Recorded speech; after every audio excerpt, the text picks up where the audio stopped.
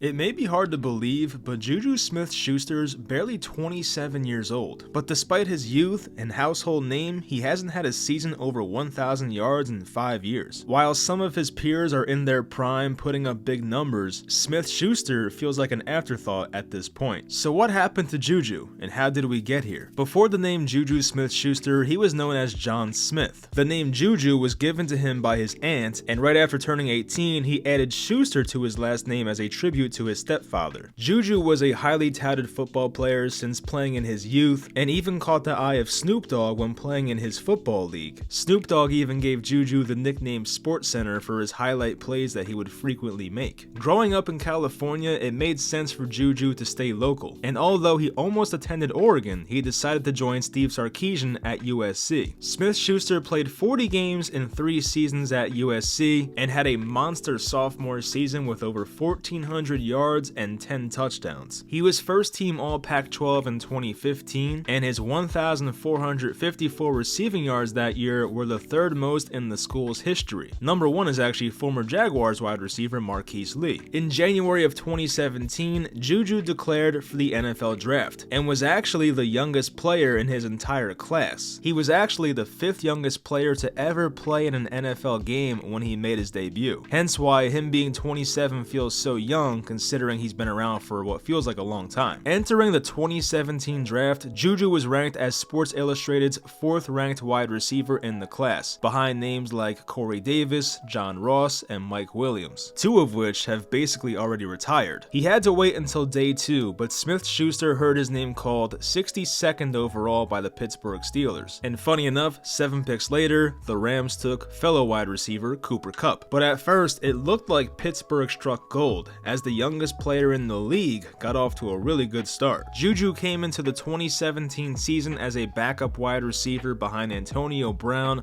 Martavis Bryant, and Eli Rogers. By the end of the year though, JuJu was 4th on the team in targets and 3rd among wide receivers. Though he only saw 79 targets, he was very efficient. He by far had the highest catch percentage among Steelers wide receivers, as JuJu caught 73.4% of his passes. The next closest was Darius Hayward-Bay, who caught 66.7% of his passes. Antonio Brown was at 62%. He quickly became a favorite target for Ben Roethlisberger, and by season's end, he was 2nd on the team in yards, only trailing AB, who was still in his prime and a top wide receiver in the league at that point. In Week 8 at Detroit, JuJu had his breakout performance with 193 receiving yards and a touchdown. He did this as a 20-year-old and was the 2nd youngest player in NFL history to have a 100-yard receiving game. Number 1 was Aaron Hernandez, and he only had 101. JuJu had 193. His 97-yard reception that week was the longest catch in Steelers history, and the longest catch in the NFL during the 2017 season. He also became the first player in NFL history to score 5 touchdowns before his 21st birthday. He did miss 2 games that rookie year, one due to injury and the other was the vicious blindside block on Vontaze Burfict, which of course resulted in a suspension. And while most Steelers fans love that, it potentially costed him a shot at 1,000 yards during his rookie year. His 917 yards is still a Steelers record for rookies. For the Steelers, however, a year that had so much promise ended in sadness in a divisional round loss to the Jaguars. JuJu did catch a touchdown that game, but it was the literal definition of garbage time points. In the following offseason, Martavis Bryant was traded to the Raiders, opening up more playing time for JuJu entering his 2nd year. And in a spot where some players would not live up to the hype, JuJu took his game to another level in 2018. He started off with 3 straight 100-yard games, and his impressive production did not stop. It took JuJu 21 games to reach 1,500 receiving yards for his career, which was the fewest amount of games it took any Steelers wide receiver to reach that mark. In Week 11 at Denver, having just come off a 100-yard game the week prior, JuJu not only had his 2nd career game of over 180 yards, but he did something that no other player has done before. JuJu, who we mentioned scored a 97-yard touchdown the season prior, did the same thing once again, making him one of 3 players in NFL history with multiple 97-yard or more touchdowns. He had his first career multiple touchdown game in Week 14 at Oakland, and the first touchdown grab in that game was an absolute beauty. That ball literally looked uncatchable at first, and the official even called him out of bounds at first. JuJu finished 2018 with an incredible stat line: 111 catches, 1,426 yards, and 7 touchdowns. JuJu is still the youngest player in Steelers history to have a 1,000-yard season. A few years later, George Pickens did this as a 22-year-old as well, but JuJu was still younger by about 8 months. Although his individual numbers were spectacular, it was JuJu who potentially fumbled away the Steelers season in 2018, depending on who you ask. In a must-win Week 16, JuJu had a crucial fumble down 3 right on the cusp of field goal range in the final minute. A loss here and some things not breaking their way the final week of the season left the Steelers out of the playoffs. It was after this season that Antonio Brown got traded to Oakland, and he did not go out peacefully. After losing out on the team MVP in 2018 to JuJu, it definitely enraged AB, and AB on social media let all of us know who he thought was the Steelers MVP in 2018. And while I get his point, it's crazy that he took it this personally. And after all, the MVP was voted on by Steelers players, not the organization. Year 3 for JuJu without AB was going to be the most difficult yet. He always benefited from not being a defense's center of attention, but now the spotlight was on him with Antonio Brown departed. The year started off pretty well, but not as dominant as 2018. Through 8 weeks, JuJu was on pace for over 1,000 yards and 7 touchdowns, but here was the issue. Ben Roethlisberger sustained a season-ending elbow injury in the middle of Week 2. Not only did JuJu have to absorb the responsibility of being the wide receiver 1, but he now had to catch passes from Mason Rudolph and Devlin Hodges. The last obstacle he faced in 2019 was suffering a bad hit in Week 11 that sidelined him for 4 weeks. JuJu had been very durable during his first 2.5 seasons in the NFL, but a concussion and a knee sprain kept him out for a month. He came back the final 2 games that year and did just about nothing, finishing the 2019 season with a disappointing stat line. Heading into 2020, the Steelers knew they had something with JuJu and Deontay Johnson, but they still wanted to add another piece. Pittsburgh selected Chase Claypool in the 2nd round, giving them 3 really good wide receivers for an aging Ben Roethlisberger coming off elbow surgery. JuJu had a nice Week 1 at the Giants, 69 yards and a pair of touchdowns to be exact. While JuJu did stay healthy that season, he didn't put up numbers he was accustomed to. He did have a 4-week stretch averaging 8 catches and 76 yards per game, but aside from that, he was pretty underwhelming. Overall, he had 97 grabs, 831 yards, and 9 touchdowns on the year. And while this was a respectable season, it's still nowhere near his last full season when he was healthy, putting up over 1,400 yards. And while he was still a productive receiver, his image was starting to take a hit. There was the whole TikTok incident where JuJu danced on the Bengals logo and later got rocked by Von Bell, and JuJu even got mocked for having more TikToks posted than receiving yards in a game during the 2020 season. He did seem to learn his lesson and apologize for being a distraction, but it didn't mean that some players just forgot about this. He was even called TikTok Boy by AJ Brown 3 years later. After an 11-0 start that year, the Steelers stumbled into the playoffs at 12-5. And just like the way they were playing the past month, their playoff game went terribly. Pittsburgh got down 28-0, eventually coming back to lose 48-37. But JuJu, who did not even have a 100-yard game that year, put up 13 catches, 157 yards, and a touchdown in the playoff loss. Once again, mostly in garbage time, but it still looks good on the resume. In the 2021 offseason, JuJu was set to be a free agent. Reports came out that he was pursued by the Ravens, the Eagles, the Jets, and the Chiefs, but JuJu remained loyal to the Steelers and apparently came back on a discount. At still just 24 years old, JuJu signed a 1-year deal worth $8 million,